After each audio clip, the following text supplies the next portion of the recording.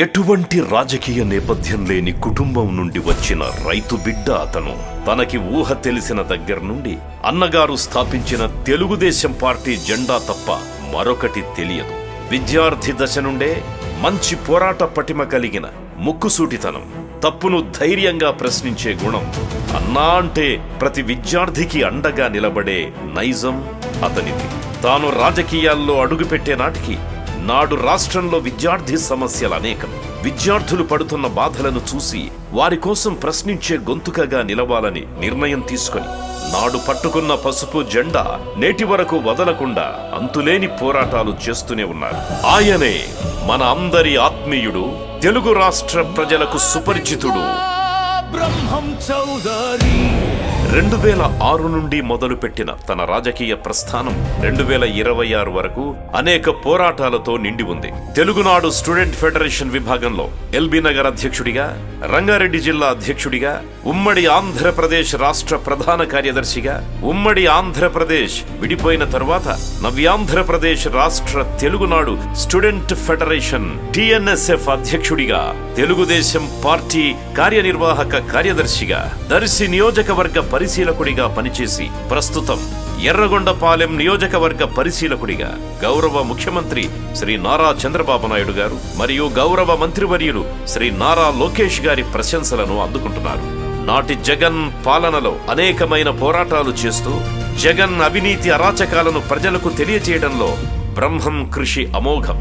తన వాగ్దాటితో వైసీపీ అరాచక శక్తులకు ముచ్చెమటలు పట్టించాడు. చంద్రబాబు గారి ఇంటిపై దాడికి వెళ్లిన నాటి మంత్రి జోగి రమేష్ అనుచరులను నాదెండ్ల బ్రహ్మంగారు అడ్డుకున్న తీరు చూసి వైసీపీ ప్రభుత్వానికే వెన్నులో వణుకు పుట్టింది.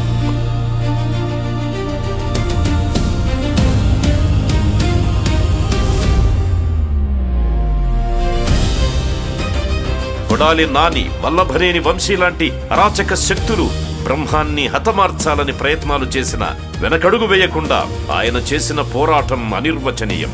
వైసీపీ ప్రభుత్వానికి కొరగాని కొయ్యగా మారిన బ్రహ్మాన్ని అడ్డుకోవాలని, ఆయన గొంతు నొక్కివేయాలని ఎన్నో కేసులు పెట్టి జైల్లో పెట్టించి భౌతిక దాడులు చేసినా కూడా ఆయనలో భయాన్ని చూడలేకపోయారు వైసీపీ సైకో బ్యాచ్. 3 రాజధానుల పేరిట జగన్మోహన్ రెడ్డి తీసుకున్న పైశాచిక నిర్ణయాన్ని తప్పుపడుతూ ఒకే రాష్ట్రం, ఒకే రాజధాని, జై అమరావతి అంటూ అమరావతి కోసం రైతన్నలతో కలిసి పోరాటం చేశాడు. జగన్ అరాచక పాలన నుంచి ప్రజలకు, రాష్ట్రానికి విముక్తి కల్పించాలని యువనాయకుడు నారా లోకేష్ గారు చేపట్టిన యువగళం పాదయాత్రలో కీలక బాధ్యతలు చేపట్టి ఆయనకు అండగా ఉంటూ రాష్ట్రమంతటా పాదయాత్ర చేశాడు. ఎన్నికలో భారీ విజయం తరువాత గౌరవ ముఖ్యమంత్రి చంద్రబాబు నాయుడు గారు, యువ నాయకుడు గౌరవ IT విద్యాశాఖ మంత్రి వర్యులు నారా లోకేష్ గారు విద్యార్థి దశ నుంచి బ్రహ్మం చేసిన పోరాటాలను, పార్టీ కోసం చేసిన కష్టాన్ని గుర్తించి రాష్ట్ర కమ్మ కార్పొరేషన్ చైర్మన్ గా బాధ్యతలను నాదెండ్ల బ్రహ్మం చౌదరి గారికి అప్పగిస్తున్న శుభ సందర్భంగా నేడు ఆయన ప్రమాణ స్వీకారం సందర్భంగా హృదయపూర్వక శుభాకాంక్షలు.